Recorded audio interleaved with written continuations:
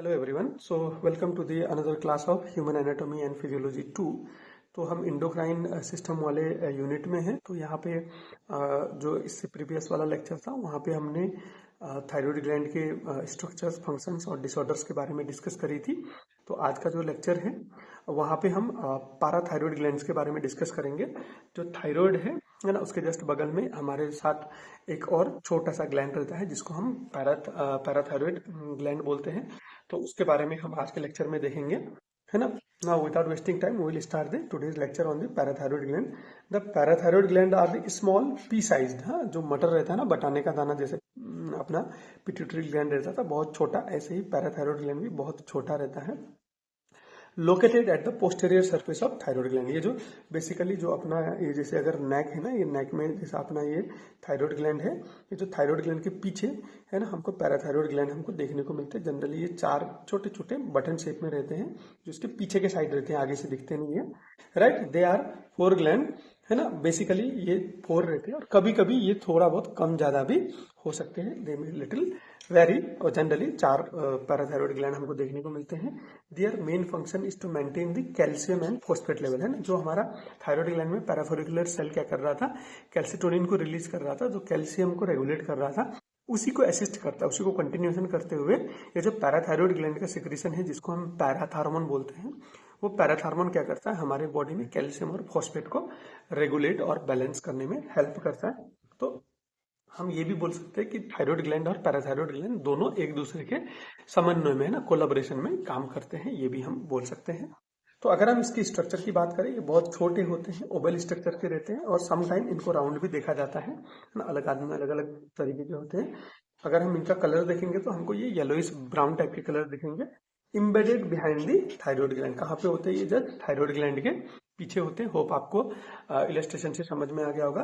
तो इनमें बेसिकली जो सेल्स रहते हैं, जैसे थायराइड में फॉलिकुलर सेल्स थे जो T3 T4 रिलीज कर रहे थे, पैराफोलिकुलर सेल्स थे जो कैल्सिटोनिन रिलीज कर रहे थे। ऐसे ही जो हमारा पैराथायरॉयड ग्लैंड है इसमें चीफ सेल्स रहते हैं।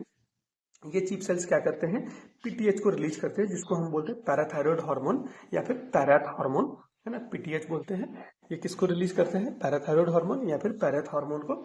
और इसमें एक और टाइप के सेल्स रहते हैं जिसको हम बोलते हैं ऑक्सीफिल सेल्स, है ना। तो ये क्या करते हैं, इसका क्या काम है ये हमको अभी तक भी क्लियर नहीं है, मगर ये माना जाता है कि ये जो पैराथ हार्मोन रिलीज होता है ना, उसको रेगुलेट करने का काम ये ऑक्सीफिल सेल्स करते हैं।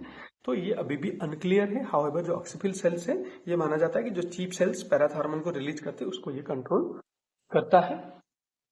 अगर हम पैराथायरॉयड ग्लैंड की बात करें और पैराथ हार्मोन की बात करें तो इसका मेन फंक्शन है कैल्शियम और फॉस्फेट को रेगुलेट करना, जैसे हमने पहले डिस्कस कर दिया।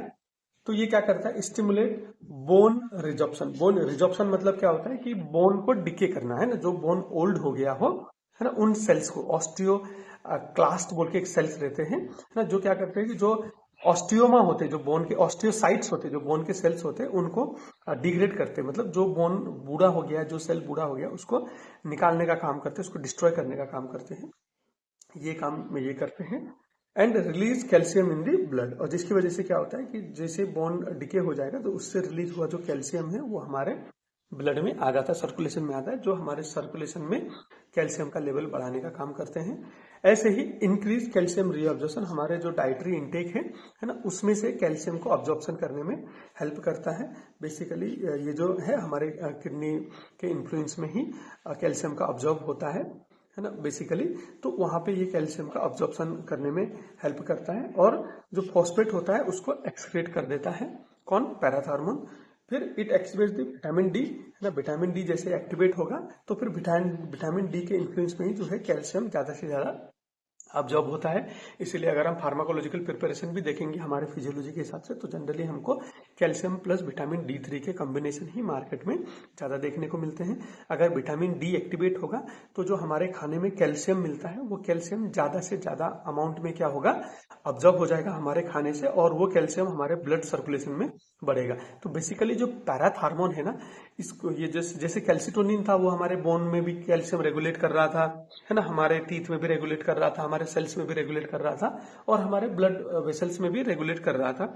हाउएवर ये जो पैराथ हार्मोन है ये बेसिकली जो हमारे ब्लड सिस्टम पे है, सिस्टमिक सर्कुलेशन में जो है वहां पे कैल्शियम रेगुलेट करने में ज़्यादा हेल्प कर रहा है। हाउएवर जो पैराथार्मोन और कैल्सिटोनिन है ये दोनों साइमल्टेनियसली साथ साथ में ही काम करते हैं। ओवरऑल अगर हम एक लाइन पे अगर इसका जो फंक्शन बोलना चाहे पैराथायरॉयड ग्लैंड का, तो जो हमारा कैल्शियम का होम्योस्टेसिस चलता है हमारे पूरे बॉडी में, उसको रेगुलेट करने की जिम्मेदारी जो है पैराथायरॉयड एंड थायरॉयड ग्लैंड की है ना। तो parathyroid gland generally blood circulation पे उसको बैलेंस करने में हेल्प कर रहा है, होम्योस्टेसिस मैनेज करने में हेल्प कर रहा है, जबकि कैल्सिटोनिन जो है बोन में, वेसिकल्स में, सेल्स में और भी बहुत सारे जगह में उसको रेगुलेट करने में हेल्प कर रहा है। तो ये जो इसका रेगुलेशन है, जैसे हमने थायराइड में देखा था कि हाइपोथैलेमस और पिट्यूटरी ग्लैंड एक्टिवली पार्टिसिपेट कर रहे थे, ऐसे अगर हम देखेंगे तो यहाँ पे क्या होता है, जैसे हमारे ब्लड सर्कुलेशन में कैल्शियम का अमाउंट घट जाता है तो जो पैराथायरॉयड ग्लैंड है वो पैराथार्मोन को एक्सेस में रिलीज करता है।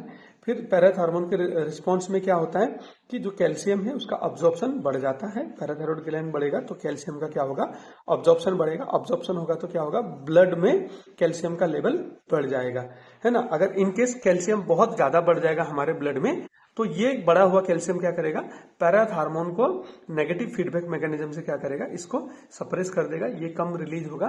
फिर ये कम रिलीज होगा तो फिर क्या करेगा, ये अब पुअर अब्जॉर्प्शन होगा, अब्जॉर्प्शन घट जाएगा तो फिर कैल्शियम भी घट जाएगा। तो इस तरीके से जो है ये भी नेगेटिव फीडबैक मैकेनिज्म से हमारे बॉडी में आराम से रेगुलेट होके बैठा रहता है। होप यहाँ पे चीजें आपको क्लियर हो गई हो और समझ में आ गया हो, है ना। तो ये कुछ थे इसके फंक्शंस। अगर हम इसके कॉमन डिसऑर्डर्स की बात करें पैराथायरॉयड हार्मोन की, तो इसमें सबसे जो पहला कॉमन डिसऑर्डर्स है वो है हाइपर पैराथायरॉयडिज्म। जैसे वहां पे हाइपरथायरॉयडिज्म देखने को मिलता था, ऐसे यहाँ पे हाइपर पैराथायरॉयडिज्म होता है। हाइपर पैराथायरॉयडिज्म होगा तो इस केस में क्या होगा, जो पैराथार्मोन है वो ज्यादा में रिलीज होगा। पैराथार्मोन ज्यादा रिलीज होगा तो क्या होगा, कैल्शियम जो है वो एक्सेस में अब्जॉर्ब होगा। कैल्शियम एक्सेस में अब्जॉर्ब होगा तो जो ब्लड में कैल्शियम के लेवल है वो बढ़ जाएंगे, जिसको हम क्लिनिकल कंडीशन में हाइपर कैल्शियमिया बोल के जानते हैं। ऐसे जो दूसरा कंडीशन है वो आता है हाइपोपैराथायरॉयडिज्म। अब हाइपोपैराथायरॉयडिज्म में जस्ट उल्टा होगा।